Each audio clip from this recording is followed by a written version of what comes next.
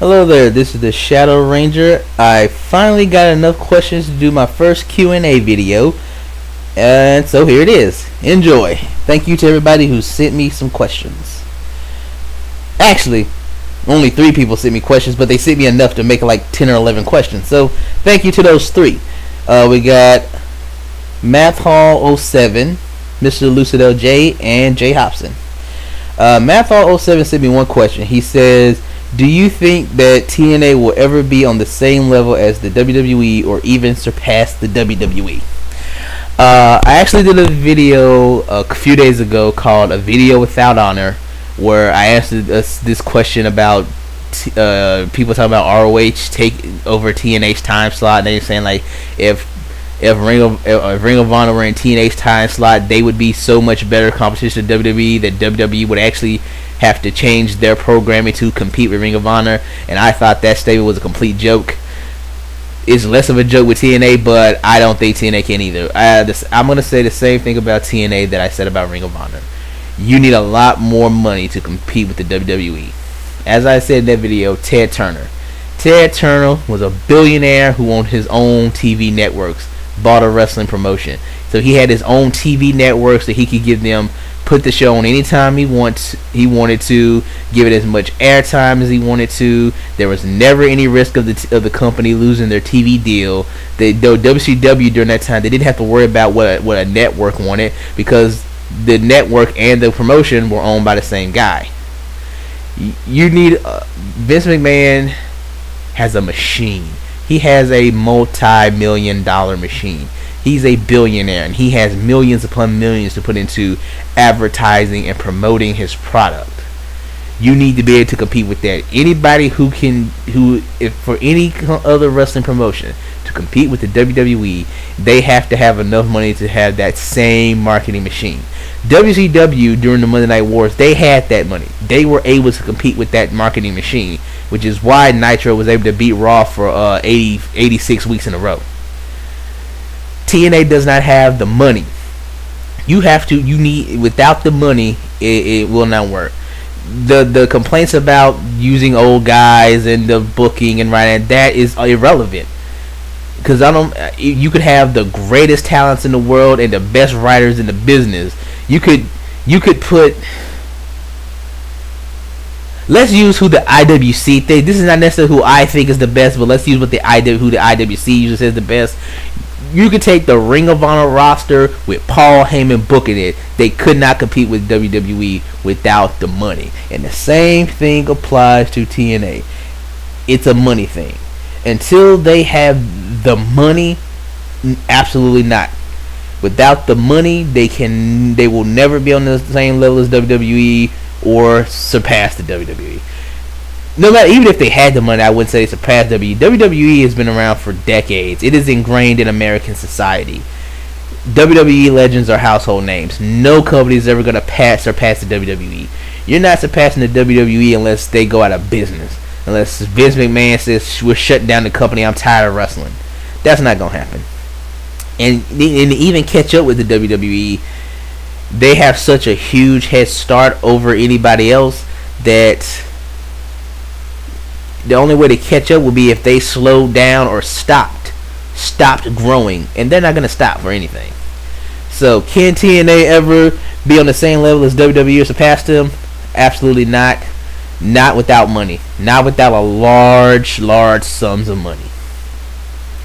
Would they even have a chance? Even with it, I can't say yes. Without large sums of money, plus the right people in charge to use that money and use it wisely, not a chance. Panda Energy I don't know how much money Panda Energy makes, but they haven't given TNA the amount of money that TNA would need to compete with WWE. I don't think they ever will give TNA the amount of money they would need to compete with WWE. If someone else came in and bought TNA, a billionaire, someone with hundreds upon hundreds upon hundreds, a million, like I'm gonna say, I would say for you to be able to compete with the WWE, you need to start to really make a good crack at it, I would say you need to start with $300 million.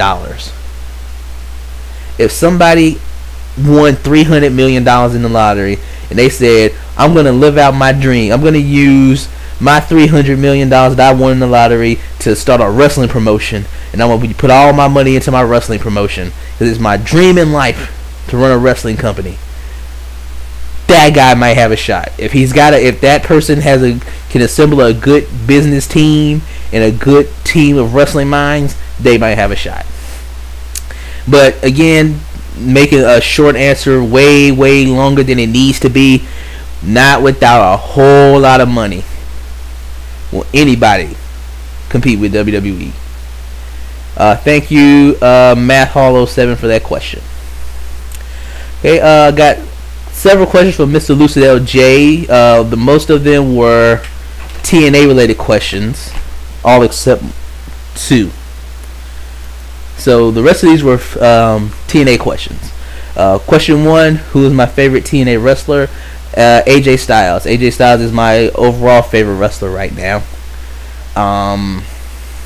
I like everything about AJ. Him being from Georgia, he's a Southern guy. I'm a Southern guy. I'm from Mississippi. You know, I get him in a way that a lot of other people get. I think, you know, AJ Styles is a guy that will really appeal to Southerners because he's a Southern boy from Georgia. We get him. To people who live in the North, in northern states, well, people who just don't live in the South, they aren't going to get AJ as much as a Southerner would because they see him as just a country bumpkin. But to people like me in the South, Southerners, he's one of us.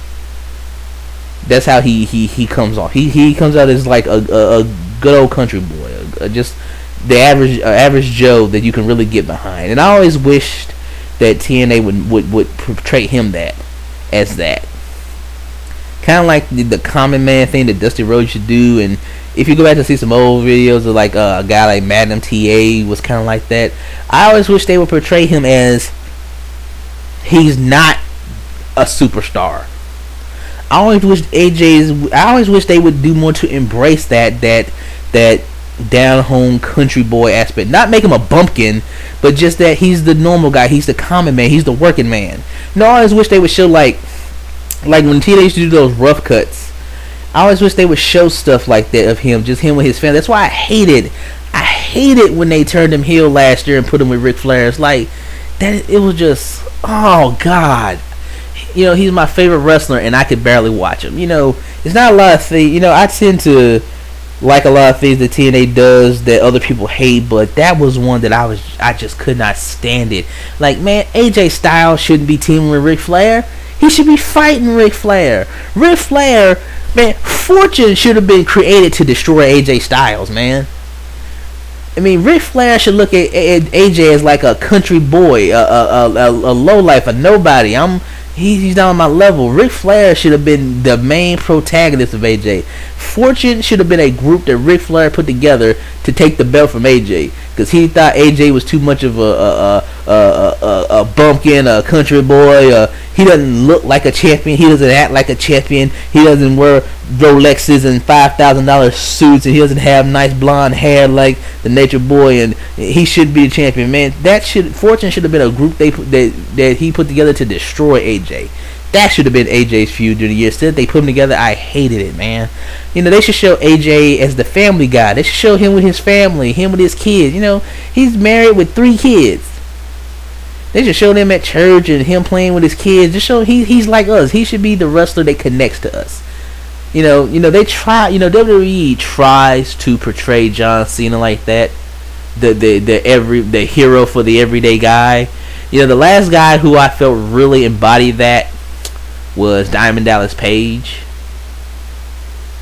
You know, they used to call him like the working man's champion, the people's champion. You know, Diamond Dallas Page is the real people's champion. You know, people's champion was just a shitty catchphrase for The Rock. Diamond Dallas Page was the people's champion. Diamond Dallas Page, to me, just being the person, that's the guy that I always saw as the people's champion. You know, The Rock was just a catchphrase. He was just some rich prick in $500 shirts. Diamond Dallas Page was the guy that coming through the crowd, the blue jeans, That was the people's champion, and AJ could be that. And I know the only question was who's my favorite wrestler, but I'm off on a tangent, and that'll probably happen with every one of these questions, but it was just something that I always thought he should be. I'd rather see like rough cut of AJ talking about his wife and how they met, and show him like playing with his kids, that his persona should be, I don't look like a movie star. I'm not a big beefed up guy. I don't have the $1 million smile and look like a movie star. But I am the best wrestler on the planet, and when I get in that ring, I can do things that no other man can do. I can beat anybody. You can line up all your superstars, your megastar, and basically what he's talking about is your John Cena's, your Randy Orton's, your Batista's. That's who he's talking about, but he never doesn't actually say their names. But you line them all up, I'll beat every one of them. That should be his persona. And I could go on and on and on about AJ, but let's just get on with the video. But yes, AJ Styles is by far my favorite TNA wrestler. He is my favorite wrestler by far overall in any company. What is your favorite TNA match? Let's see. I'll give you a couple of them. My overall favorite TNA match is the three-way between AJ Styles, Samoa Joe, and Christopher Daniels at Turning Point 2009. I mean, I was watching the Unbreakable 05 three-way. I think the Turning Point three-way was way better. Actually, the Unbreakable 05 three-way really didn't do it for me. I mean, it was fun to that was a good match. I liked the part where AJ and Joe keep taking turns kicking Christopher Daniels, and Christopher Daniels will yell, "Stop kicking me!" But it's a fun match. The Turning Point 09 match, I think is leaps and bounds better. It is by far my favorite TNA match. Another match was 2008. I keep forgetting which pay-per-view it is. I keep wanting to say it was Hard Justice, but it was when TNA did the Deuces Wild Tag Team Tournament. They did that corny angle where like Kazarian and Eric Young won the belts, but it was Super Eric, and then he was saying Eric wouldn't admit that he was Super Eric, and Jim Cornette took the belts, and they had this tag team tournament. It was corny, but the tournament ended up being pretty good. They did it was like a one-night tag team tournament. Like pretty much every match on the card was part of the tag team tournament, and then outside of that, what else did they do on that pay-per-view? I think it was like a world title match with Kurt Angle in it and something else. But the finals of that tournament was a tag team match for the tag team title, vacant tag team titles. It was LAX versus Team 3D. And what really stood out for that match to me, and it was something that at the time TNA was really good at doing, and it's something that they used to do very well that I think they've lost over the past couple years. They used to be really good at putting together matches where couldn't figure out even as a IWC smart mark, as they call us, wasn't absolutely sure of who's gonna win. They were able to they used to almost every pay-per-view at least put together at least two matches where I went in like I legitimately have no idea who's gonna win this match. And I love when wrestling can do that. When you can give me a match where I feel like I really don't know who's gonna win. I really can't make a guess. I really could see either one of these people winning the match. And that would make that match really good for me. It was one of the few times I can remember where a match really had my heart pounded, because I really didn't know who was going to win. I could really see T3D beating LAX and winning those titles. And I could really see LAX beating Team 3D and winning those titles. And I was such a fan of LAX back then, and I wanted LAX to win so bad. I mean, it's the last time I can remember where I was legitimately cheering for a match. Like, cheering as if I was watching an actual sporting event. Like, it made me forget that wrestling is fake. And I was cheering for LAX when they went over, would kick out at 2. I was groaning when Team 3D hit a big move, when I thought Team 3D was gonna win, hit a big move. I mean, it was a match where I can remember being emotionally invested. I really hated Team 3D back then, and I really loved LAX, and I just wanted LAX to win so bad. And I remember watching that match in my dorm room is going on. Like, come on, I was like legitimately, my heart was pumping, and I was cheering on LAX, and it was just great. It was just so good that I just still remember that to this day. Can't remember the name of the pay-per-view for the life of me. I think it was Hard Justice though.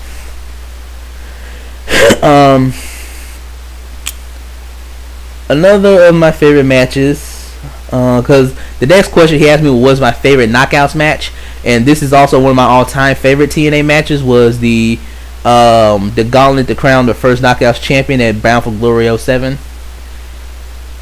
There's been a lot of really good knockout matches. You know, I also like I think it was the first title match between Gail Kim and Awesome Kong. I think it was the one where it ends in a DQ and Kong beats up Gail and she beats up the ref, and then Velvet Sky and Angelina Love try to help Gail and she beats them up too, and I think like Velvet Sky tries to get Awesome Kong in a chair and Awesome Kong just punches the chair into Velvet Sky's face and stuff. That was really fun. But my all-time favorite knockouts match, and it's also one of my all-time favorite TNA matches, was the original Gauntlet to crown the first Knockouts champion. That's one of those matches where I could watch 10 times in a row and never get tired of it. My favorite match type in TNA. Let's see. I like the Royal Rumble style gauntlet matches that they do. I like that twist. It's like Royal Rumble, but the ending has to be won by pinfall or submission. I like those. I like the tag team versions of that gauntlet where the last two guys, their partners, come back and they have a tag match. I like those. I like when TNA combines two types of matches together. Those always come out very well. One of my all-time favorites when they combine two matches, and for the life of me, I just wish they would bring it back, was the Battle Royal ladder match. It was a knockouts match where it was the match where Roxy lost and they shaved her head because she lost. She was the runner-up. I like that concept of the match, the Battle Royal ladder match. Like, take out the head shaving stuff, but I like that the runner-up. Like, every step, I like the concept of that match where it was because the woman who won got the title shot, but if you were the runner-up, you got your head shaved. I like that fact that every step closer you got to the title shot, you also were one step closer to getting your head shaved. And if you made it all the way, you got the title shot. But if you made it all the way but just missed it, head shaved. And I like that how they pull it up of every woman wants that match, but every time someone would get eliminated, they would kind of be disappointed that they didn't get the title shot, but a little bit relieved because it means they're not going to get their head shaved. I like that concept of if you win, you get what you want, but if you just come really, really close but don't quite make it, you're going to screw yourself over. But that was what made that match really fun. But take away the head shaving aspect and do that match, just the Battle Royal ladder match. That concept was fun.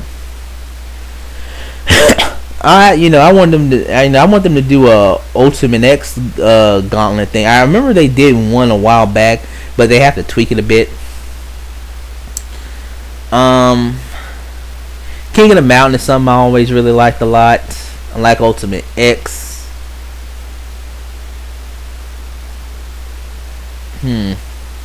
That's tough answer to pick. Just my favorite type of match in TNA.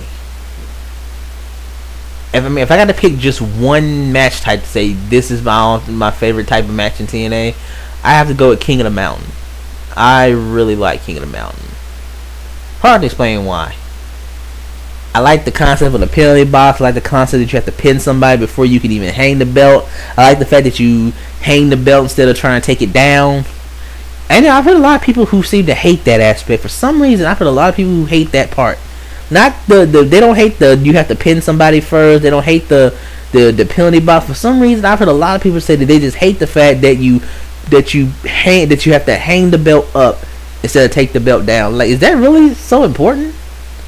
I don't know. But I really do like King of the Mountain. I wish that would come back.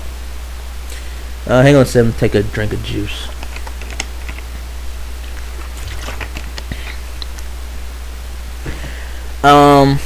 Favorite TNA knockout. In the past couple months, both of my favorite knockouts have left.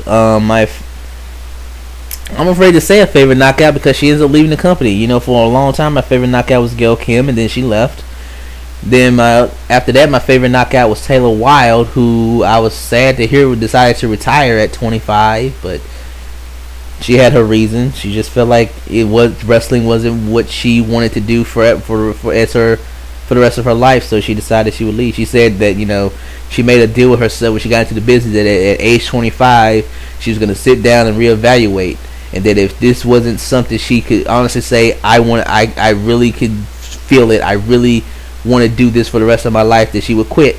And she felt like when age 25 came, she didn't feel like it was what she wanted to do for the rest of her life, so she decided to retire. She's engaged, she's getting married soon, and is trained to be a firefighter. So, you know, more power to her, but I'm sad to see my favorite knockout go. I always wanted her to get another run with the title. I even booked out an entire 7-month title reign for her. I booked it out, the whole thing, every segment, every impact, every explosion, every pay-per-view, exactly what she would do on every episode for the whole 7 months. Actually, I put it up in a blog where you can read it. I'll try to remember to post the link if you want to read it. I even sent it to Taylor Wilde, and she replied to me on Twitter telling me how much she liked it. Oddly enough, at the end of the title reign, the person she was going to lose it to was one of my other favorite knockouts, who was actually my all-time favorite woman ever in wrestling, and who also just recently left TNA, Daphne. Love Daphne, have loved her since WCW. When the Knockouts division started and the women's title was introduced, she was the person that I most wanted to join. She was the one person when TNA introduced the women's title, say, my God, I hope they could find Daphne. I so love to see Daphne again. And I remember she showed up on Impact one week in that Awesome Kong $25,000 challenge, and I was so excited, like, man, that's Daphne. I haven't seen Daphne in so long. Man, I love Daphne. And saw her face Awesome Kong, and I was like, man, I hope they bring her back. And then they did bring her back, but that's that stupid Governor Palin thing. And I was like, I didn't like that, but like, if this is just a short-term thing, that's cool. If when this is over, she becomes Daphne again, I'm gonna be happy. And when they finally made her Daphne again, I was so happy, man. I could go on for hours about just how much I love Daphne, but let me just keep on top. I'm already at 22 minutes, and this is gonna be over a 30-minute video when this is over. So I hope you enjoyed listening to it. But with Daphne gone and Taylor Wilde gone, hard to say who my favorite knockout is. You know, the Knockouts roster has been really diminished recently. I'm hoping they're able to bring some new women in, but you know, the TNA roster is so crowded right now that it's, you know, it's like everybody knows the roster is overcrowded, but at the same time, they need more people. They need more women. They need more tag teams. They need more X Division guys, and yet the roster's so overcrowded, man. It's weird, but But of the current knockouts, if I gotta pick a favorite, I gotta go with Madison Rayne. She's the most entertaining one. A lot of people hate her and think she shouldn't have gotten a push. I completely disagree. I mean, we could argue about whether she deserved the push when she originally got it, but I think she has more than earned it now. I think she deserved the push she got. I think she's been a very good Knockouts champion. She's the most interesting character. This stipulation at Lockdown makes it pretty much guarantees that Mickie James is going to win the title, because there's no way in hell that they're going to shave Mickie's head. But I'm praying that match ends in a screwball finish. Somewhere, I don't know how, but I want that match to end somehow where Mickie James doesn't lose, but she doesn't win. I don't want her to get her head shaved, but I don't want her to win the title. I don't want Madison Rayne to lose the belt. I'd rather see Mickie's head get shaved than see Madison lose that belt right now. Maybe it can end in a time limit draw, a double disqualification, something. I don't want Madison to lose the belt. I don't think Mickie should be the one who takes it from her, but with the current knockouts, Madison Rayne is by far my favorite right now. One of my favorite heel and face turns. Favorite heel turns. Hulk Hogan at Bash at the Beach, the formation of NWO. The very first promo where Bradshaw becomes JBL. What else? Favorite heel turns.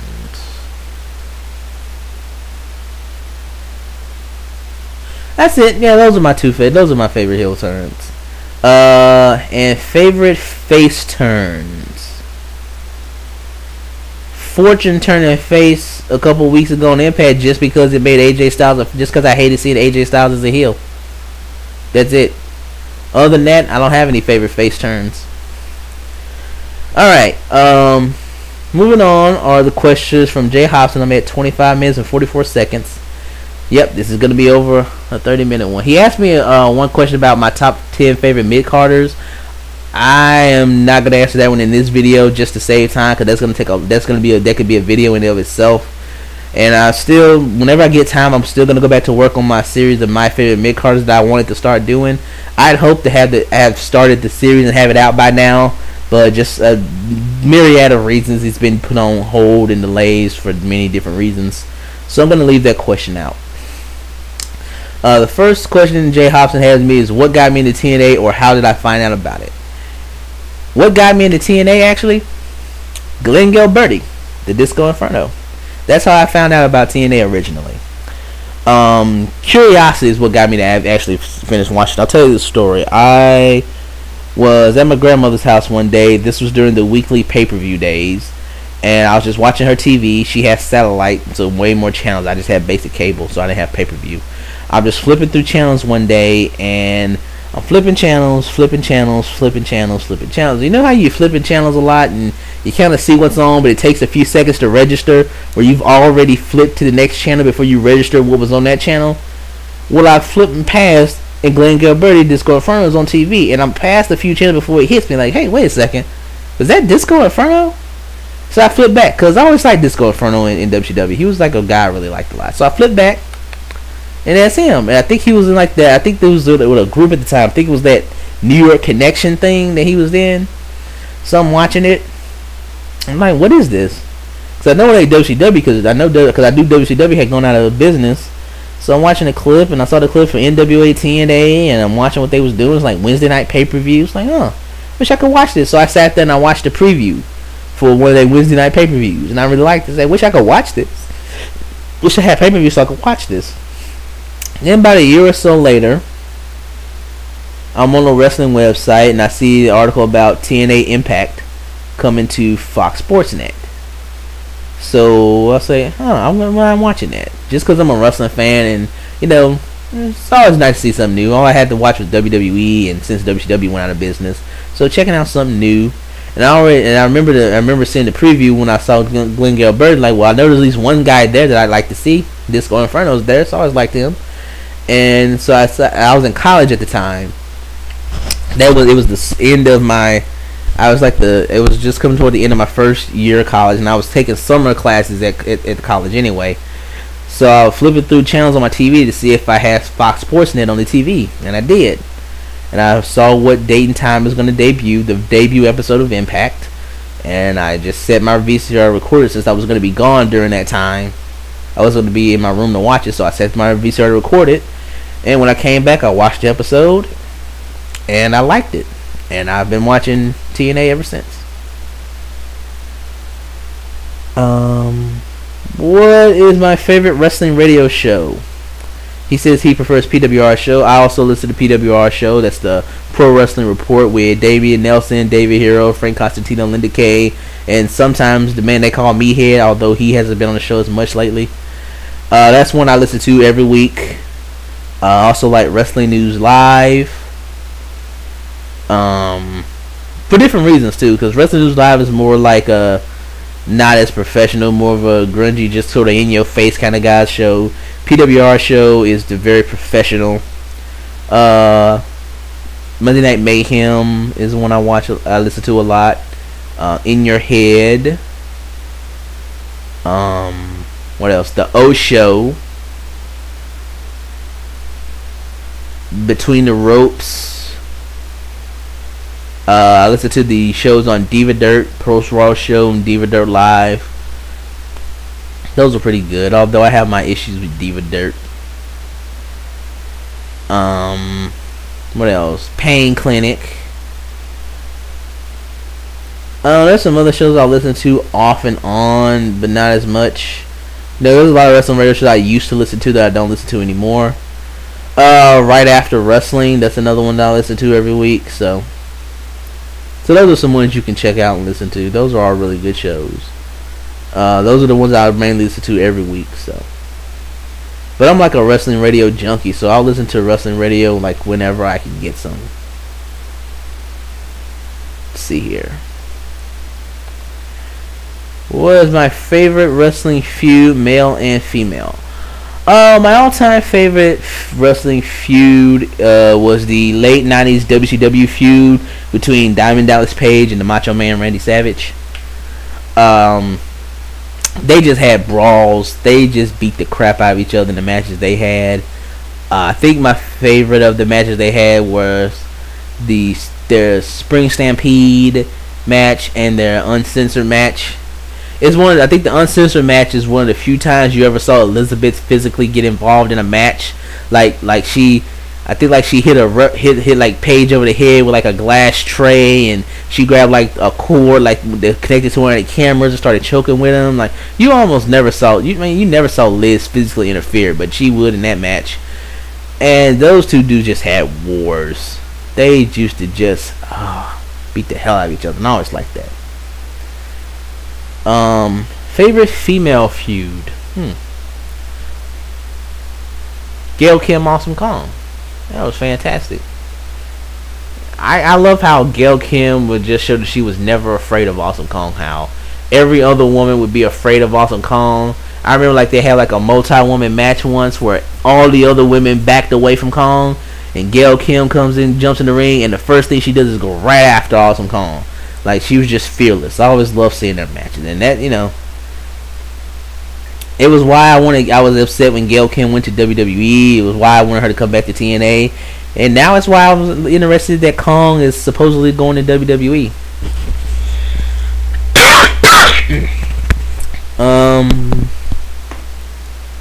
Let's see here, and last question I have from Jay Hobson is, and it's gonna be the last question for this video because I'm already at over 32 minutes. What would be your favorite style of wrestling? Technical, high flying, brawling? My favorite type of match to watch is a good old brawl. An intelligent brawl, not ECW hardcore. I don't mean hardcore matches. I don't like that ECW hardcore crap of flaming tables and shit. I don't like that abyss glass and thumbtacks and stuff. I like a brawl where no one bleeds. I don't want to see dudes bleeding buckets all over the ring. I want to see two dudes. I like seeing two dudes beat the hell out of each other. Like I said before, I love those just brawls that DDP and Macho Man had. I like some of the hardcore matches, like not the Last Man Standing. And actually that was good too. The Last Man Standing match, the halftime heat and I Quit match between Mankind and The Rock. I like a brawl, but I like brawls that are physical. I like a brawl where they go over the building, where they'll hit you with chairs, slam you through a table. But I don't want like that ECW shit. I don't want thumbtacks and glass and flaming tables and crap like that. I like a good hardcore match, but I don't really like Monsters Ball because Abyss always wants to go overboard. That stuff I don't like. But just two dudes with a good story that hate each other. You got a good story of them hating each other and they need to beat the hell out of each other. I like those.